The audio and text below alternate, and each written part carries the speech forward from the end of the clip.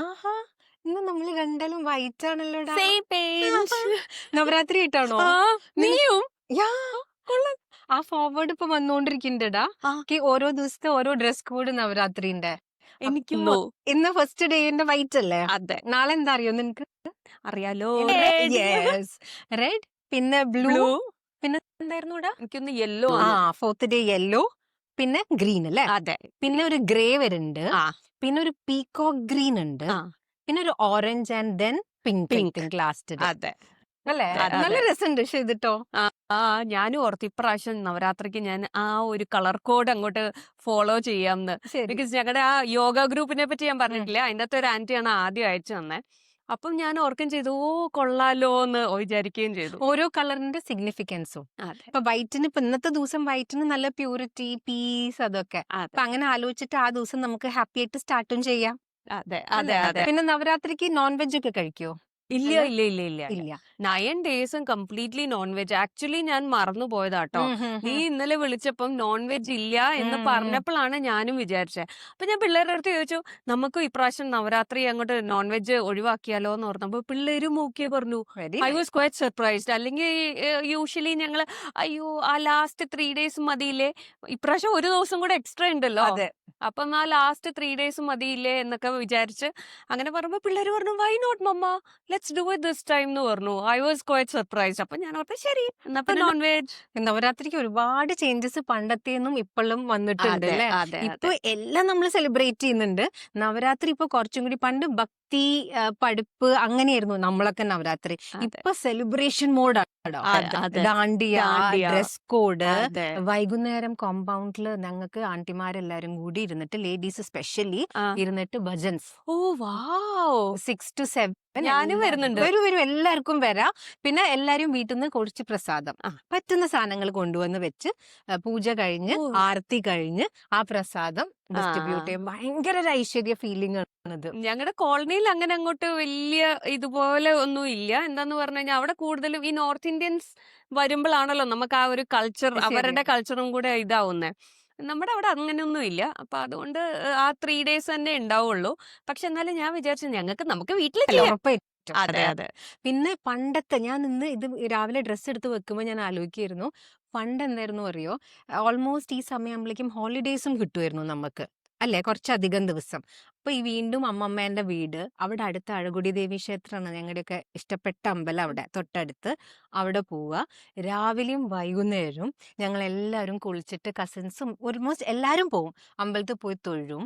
വൈകുന്നേരം അമ്പലത്തിൽ പ്രോഗ്രാംസ് ഉണ്ടാവും, കുറേ നേരം ഡ്രാമ, ഡാൻസ്, പിന്നെ നാടകം. ആ പണ്ടത്തെ നാടകമൊക്കെ ഞാൻ കണ്ടിട്ടുണ്ട് ഓൺ സ്റ്റേജ്, ഭയങ്കര ഭംഗിയായിട്ട്. പിന്നെ അമ്പലം മുഴുവൻ ഡെക്കറേറ്റ് ചെയ്ത് വെച്ചിട്ടുണ്ടാവും. വല്ലാത്തൊരു ഫീലാ ആ ദിവസങ്ങളിൽ നവരാത്രിന്റെ. എന്റെയൊക്കെ ഒരു ഓർമ്മയില് കെവിയിലായതുകൊണ്ട് ഞങ്ങൾക്ക് ആ 9 ഡേയ്സ് 10 ഡേയ്സ് ഹോളിഡേയ്സ് ഉം, കിട്ടുമായിരുന്നു. ഉം. അപ്പം ഓണത്തിനാണ് നമുക്ക് അവധി അങ്ങനെ കിട്ടാത്തെ. പക്ഷെ പൂജയ്ക്ക് 10 ദിവസവും അവധി കിട്ടും. അപ്പൊ ഈ 10 ദിവസവും പിന്നെ ബുക്ക് വെക്കലും ഒക്കെ കൂടെ ആയതുകൊണ്ട് 10 ദിവസം പഠിത്തം എന്ന് പറയുന്ന ഒരു സാധനമില്ല. അതന്നെ ഒരു വലിയ എൻജോയ്മെന്റ് ആയിരുന്നു. പിള്ളേരെ ആ ബുക്ക് വെക്കുക പറഞ്ഞ പണ്ടത്തെ ഒരു അറിവില്ലായ്മയോ അറിവുകൊണ്ട് അറിയില്ല, ന്യൂസ് പേപ്പർ ഒന്നും വായിക്കുന്ന ഹാബിറ്റ് ഒന്നും ഞങ്ങൾക്ക് ഇല്ല കേട്ടോ.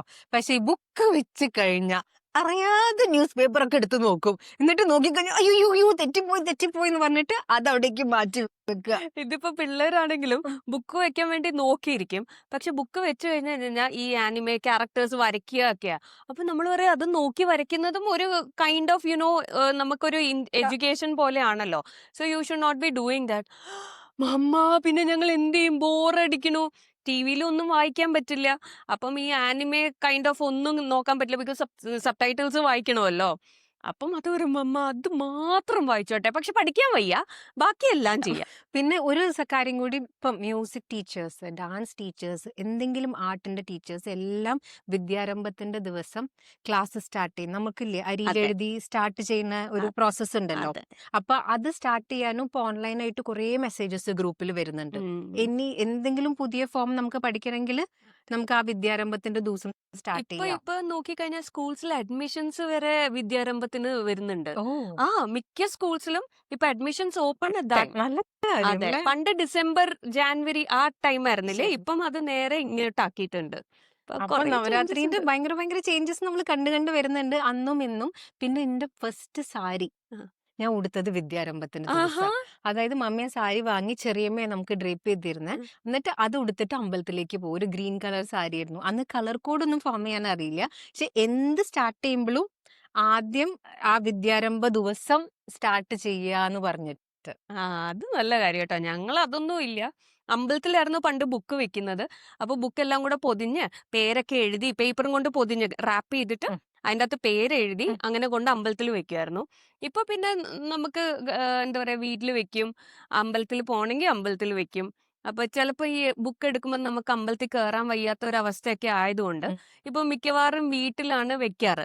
പക്ഷെ ഈ 3 ദിവസം കംപ്ലീറ്റ് പൂജ, രാവിലെ ഒരു പൂജ, വൈകുന്നേരം ഒരു പൂജ, അങ്ങനെ അങ്ങനെ അങ്ങനെ ചെയ്യും. അപ്പം പിള്ളേരും ഒക്കെ കൂടി ഇരുന്നിട്ട് എന്തെങ്കിലും അറിയുന്ന നാമൊക്കെ ജപിച്ച് അങ്ങനെ അങ്ങനെ ഒരു ആ. ചടങ്ങാണ് ഇപ്പൊ വീട്ടിൽ അതെ. ചെയ്യുന്നത്. കഴിഞ്ഞ 2 വർഷമായിട്ട് ഞാനും ആ കോവിഡ് വന്നതിന്റെ ശേഷം അമ്പലത്തിലേക്ക് പോവാനും ഒരു ഗ്യാപ്പ് വന്നില്ലേ? അപ്പൊ എന്ത് പറ്റിയെച്ചാൽ വീട്ടില് വെച്ച് അപ്പം പഠിച്ചു. നമ്മള് എന്തൊക്കെയാ വെക്കണ്ടേ? കരിമ്പ്, മലര്, അവില്, ശർക്കര അങ്ങനെ എന്തൊക്കെയോ ഒരു പ്ലേറ്റിൽ കുറച്ച് പ്രസാദമൊക്കെ വെക്കണം. അപ്പൊ നമുക്കറിയണ പോലെ മനസ്സിൽ ദൈവത്തിനെ വിചാരിച്ചിട്ട് അപ്പാണെങ്കിൽ അമ്പലത്തിൽ വെക്കുമ്പോഴേ കുറച്ച് ബുക്സേ വെക്കുള്ളേ. കാരണം അതെ. അധികം വെയിറ്റ് വേണ്ട പറഞ്ഞിട്ട്. അതെ. ഇപ്പൊ വീട്ടില് വെക്കുമ്പോ എന്താ അറിയോ? വേണ്ട ബുക്സും കുറെ കളർ പെൻസിൽസും ആർട്ട് ആൻഡ് ക്രാഫ്റ്റിന്റെ കുറച്ച് സാധനങ്ങളും എന്തൊക്കെയാണോ ജോമെട്രി ഇഷ്ടം ബോക്സ് വരെ. ഇഷ്ടപ്പെട്ട സാധനങ്ങളെല്ലാം വെച്ചിട്ട് ഒരു ഭയങ്കര രസമായിട്ടാണ് ഇപ്പൊ പൂജ നടക്കുന്നത്. അതെ, അതെ, അതെ.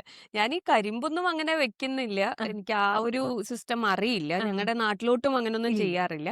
അവല്, മലര് ഒക്കെ കൂടെ വെച്ച് പൂക്കളൊക്കെ വെച്ച് ഓരോ ദിവസവും തുളസിയും ഡിഫറന്റ് പൂക്കളൊക്കെ വെച്ചിട്ട് പൂജ പോലൊക്കെ ചെയ്ത് ഈ ബുക്കിനെ ഒന്ന് ഒഴിഞ്ഞ് അങ്ങനെയൊക്കെ ചെയ്യാറുണ്ട്. അത് മാത്രമേ ഉള്ളൂ. അമ്പലത്തിന്റെ സൈഡിലും ഇതന്നെയാ തോന്നുന്നു സീസൺ. കരിമ്പും കൊണ്ട് ആൾക്കാർ വിൽക്കാൻ വരൂടാ. ആ, അപ്പൊ അതുകൊണ്ടായിരിക്കും എനിക്ക് തോന്നുന്നു കരിമ്പ് ഉണ്ടാവുന്ന സീസൺ ആയിരിക്കും ചിലപ്പോ അത്. അതുകൊണ്ടായിരിക്കും കറക്റ്റ്. കരിമ്പ് പ്രസാദമായിട്ടൊക്കെ വെക്കുന്നത്. അതെ. പിന്നെ അത് കഴിച്ച് നടക്കുക. പിന്നെ ഞങ്ങൾക്ക് വിജയദശമിക്ക് അമ്പലത്തിൽ പോയി ബുക്ക് എടുത്തു കഴിഞ്ഞാൽ ഈ കോഴിക്കോട് സൈഡിലൊക്കെ ആ ദിവസം ഉച്ചയ്ക്ക് ഈ 9 ദിവസം നമ്മള് വ്രതമല്ലേ, വ്രതം പറഞ്ഞാൽ വെജിറ്റേറിയൻസ് ആണല്ലോ.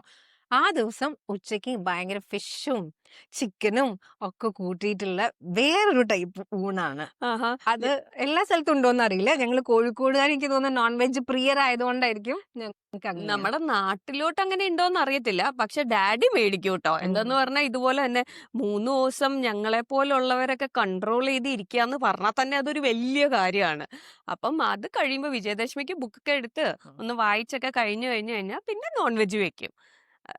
അവിടുത്തെ ഒരു റിച്വൽ ചടങ്ങ് അങ്ങനൊന്നും അല്ല. ഉം. പക്ഷെ എന്നാലും ഞങ്ങടെ വീട്ടിൽ വെക്കും. രസാണ് ല്ലേ? അപ്പൊ എല്ലാവർക്കും നമുക്കൊരു ബ്ലെസ്ഡ് നവരാത്രി എല്ലാവർക്കും വിഷ് ചെയ്യുന്നു. നമുക്ക് നമ്മളെ ബ്ലെസ്സിങ്സ് എല്ലാം കൗണ്ട് ചെയ്യാം. എല്ലാവരും ഹാപ്പി ആയിട്ടിരിക്കുക. Thanks for watching echoes of her with Rena and